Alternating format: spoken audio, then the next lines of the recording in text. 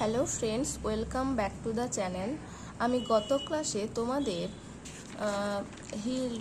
Tom loses এ tooth গল্পের এক্সারসাইজগুলো সমাধান করে দিয়েছি। আজকে করতে চলেছি লেসন 8 হিজ ফার্স্ট ফ্লাইট, অর্থাৎ তার প্রথম উড়ান। এটি লাইন বাই লাইন এক্সপ্লেনেশন। লিখেছেন লিয়াম ও ফ্লেহার্টি। গল্পটির যে সামারি সেটা হলো এক কথায় দ্য ফলোয়িং টেক্সট, অর্থাৎ নিচের যে টেক্সটটি অ্যান অ্যাভারেজড ভার্সন, একটি সংক্ষিপ্ত সংস্করণ অব দিস শর্ট স্টোরির, এই ছোট গল্পের, is about a young seagull, একটি যুবক সিগাল অর্থাৎ সমুদ্র চিল, অ্যান্ড হিজ এক্সপেরিয়েন্স, এবং তার অভিজ্ঞতা, of learning how to fly, যে কিভাবে উড়তে শিখতে হয়। এটি নিয়েই পুরো গল্পটি। The story focuses on how fear must be conquered. আর এই স্টোরি মানে গল্পটি ফোকাস করেছে যে কিভাবে ভয়কে জয় করতে হবে before one May achieve anything of significance, কোনো একটি গুরুত্বপূর্ণ কিছু অ্যাচিভ অর্থাৎ অর্জন করার আগে।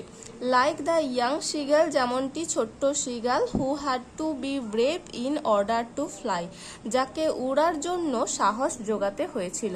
তো এই ছোট্ট একটি সামারি, এইটি নিয়েই পুরো গল্পটি। চলো শুরু করি line by line. The young seagull, ছোট্ট সিগাল, ওয়াজ অ্যালোন, একা ছিল, অন হিজ লেজ, তার লেজ বলতে একটি উঁচু পাথরের মতো কোনো খাঁজ, সেখানেই একা ছিল। হিজ টু ব্রাদার্স, তার দুটো ভাই, অ্যান্ড হিজ সিস্টার, এবং তার বোন, হ্যাড অলরেডি, ইতিমধ্যে, ফ্লোন অ্যাওয়ে, উড়ে চলে গেছে, দ্য ডে বিফোর, আগের দিন। He had been afraid to fly, সে ভয় পাচ্ছিল উড়তে, উইথ দেম, তাদের সাথে। When he had run forward, যখনই সে সামনের দিকে দৌড়াচ্ছিল, to the brink of the ledge, ওই উঁচু পাথরের যে খাঁজ ওর কিনারার দিকে, হি বিকেম অ্যাফ্রেড, সে ভয় পাচ্ছিল। দ্য গ্রেট এক্সপান্স, এক্সপান্স মানে হচ্ছে বিস্তৃতি, ওই মহা বিস্তৃতি, অব দ্য সি স্ট্রেচড, যেখানে সমুদ্র প্রসারিত হয়েছিল, ডাউন বিনিথ, নিচের দিকে, and it was Miles down, এবং এটি মাইলের পর মাইল নিচে।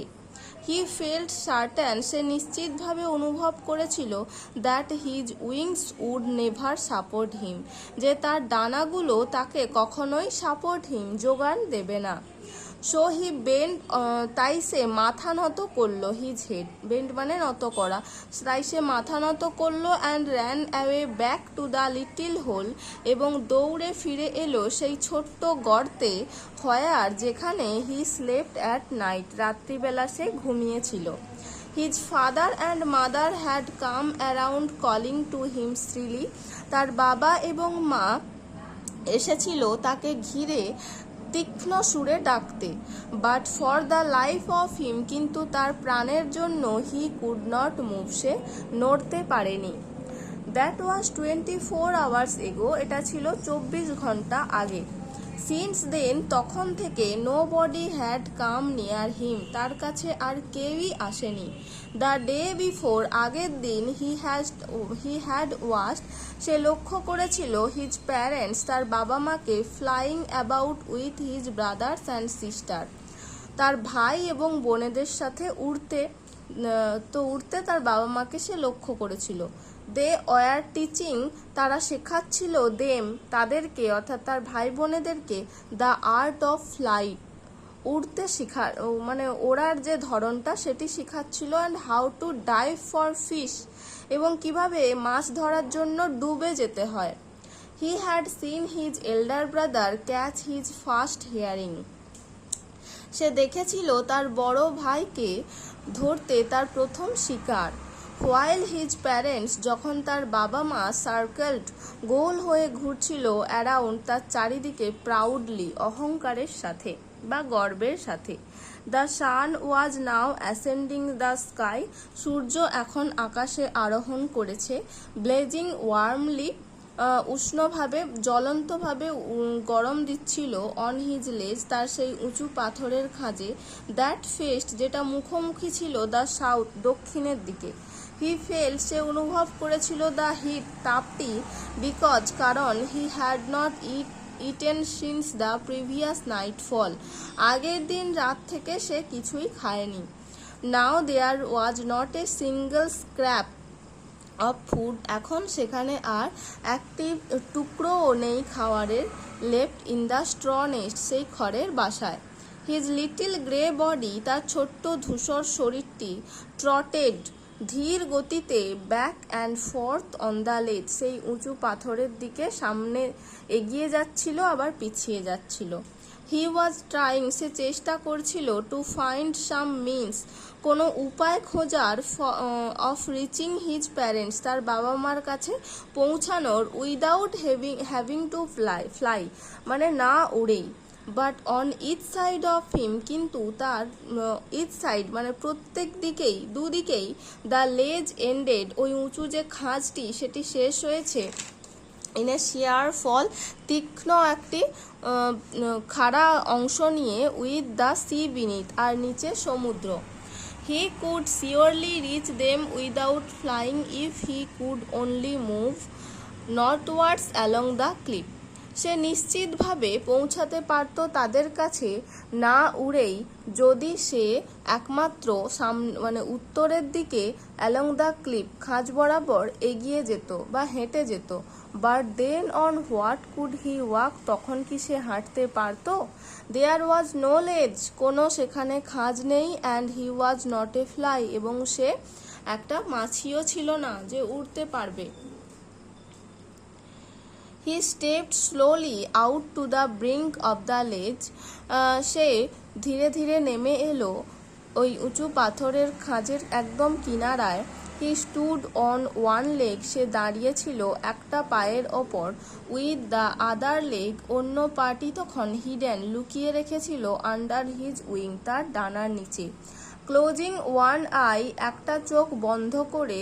অ্যান্ড দেন, এবং তারপর দ্য আদার, তারপর আরেকটি চোখ বন্ধ করে.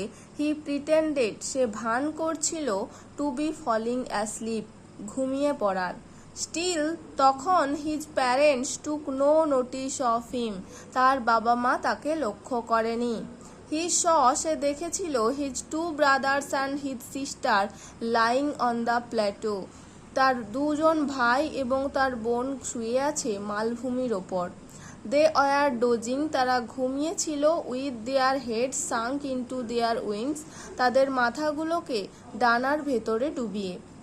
His father was preening his feathers on his white back, তার বাবা কি করছিল? সাজিয়ে রাখছিল তার পালকগুলোকে তার হোয়াইট ব্যাক, সাদা পিঠে. Only his mother was looking at him, শুধুমাত্র তার মা তার দিকে তাকাচ্ছিল. She was standing on a little high hump on the plateau, সে দাঁড়িয়েছিল, এখানে সি বলতে ওই ছোট্ট সিগালটির মা, সে দাঁড়িয়েছিল কোথায়? ওই মালভূমির একটু উঁচু অংশে, উঁচু খাঁজে. Eating a piece of fish, খাচ্ছিল মাছের এক টুকরো. The sight of the food maddened him, ওই খাওয়ারের যে দৃশ্যটি এটি তাকে পাগল করে দিয়েছিল, কারণ সে গত রাত থেকে কিছুই খায়নি, আর তার শরীরটিও ছোট্ট, সে পারছিল নাও উড়তে এবং খাবার সংগ্রহ করতে, তার এতই ভয় লাগছিল. তার বাবা মাও তার পাশে নেই, সবাই যে যার কাজে ব্যস্ত, তার ভাই এবং বোনেরা উড়ে চলে গিয়েছে. তো আশা করছি এতটা যে পড়িয়েছি এতটা তোমাদের বুঝতে কোনো অসুবিধা হয়নি. আর যেগুলো আমি ওয়ার্ডগুলো আন্ডারলাইন করে দিয়েছি ওগুলোর মানেও আমি সঙ্গে সঙ্গে বলেছি, ওগুলো তোমরা খাতায় নোট করে নিলে পড়ার জন্য খুবই সুবিধা হবে. আর যদি না বুঝতে পারো এই মানেগুলো তো আমাকে কমেন্ট করো, অবশ্যই আমি তার উত্তর দেব. আর পরের অংশটি পরের ক্লাসেই আমি পড়াবো. তো ক্লাসটি যদি ভালো লেগে থাকে অবশ্যই লাইক করো আর চ্যানেলটিকে সাবস্ক্রাইব করো. Thank you.